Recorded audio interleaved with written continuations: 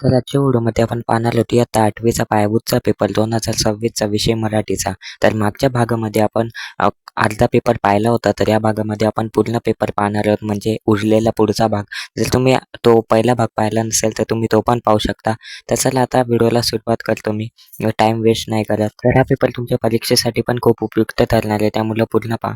तर मागच्या व्हिडिओमध्ये आपण एवढा भाग पाहिला होता, तर आता या पुढचा भाग आपण पाहूया. तर इथे प्रश्न असा, खालील चित्रे पाहून त्यांचे नाव व उपयोग लिहा.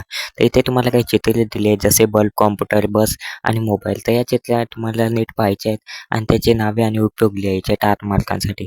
तर हा प्रश्न पण एकदम सोपा आहे, हा पण तुम्ही सोडवू शकता. तर तुम्हाला यांचे फक्त नाव आणि उपयोग सांगायचे, जसे बल्बचा उपयोग काय हे सर्व सांगायचे. आणि पुढचा प्रश्न आहे, प्रश्न 7 खालील शब्दांचे विरुद्धार्थी शब्द लिहा. तर इथे हे शब्द आहेत जमा, दिवस, कृतज्ञ आणि सन्मान. 4 मार्कांसाठी तुम्हाला या शब्दांचे विरुद्धार्थी शब्द लिहायचे आहेत. तर तुम्ही हे पण लिहू शकता, स्क्रीनवर पण पाहू शकता.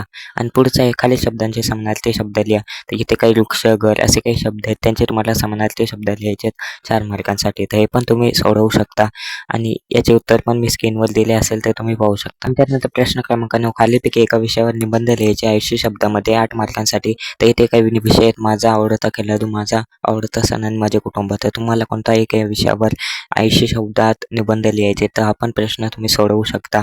आणि त्यानंतरचा पुढचा प्रश्न आहे, तर प्रश्न क्रमांक 10 आहे, तुमच्या जीवनातील अविस्मरणीय 15 ते 20 ओळीमध्ये प्रसंग तुम्हाला स्पष्ट करायचे 8 मार्कांसाठी. तर इथे तुम्ही 16 ओळींमध्ये हा प्रसंग लिहायचा आहे. तर अशा प्रकारे तुम्ही हा पेपर सोडवू शकता. आणि पार्ट 1 पाहिला नसेल तर तो पण पाहू शकता. आणि हा विद्यार्थी मित्रांनो, हा पेपर फक्त सरावासाठी होता. जर व्हिडिओ इथपर्यंत पाहिला असेल तर थँक्यू आणि सबस्क्राईब करा. भेटूया नेक्स्ट व्हिडिओमध्ये. बाय.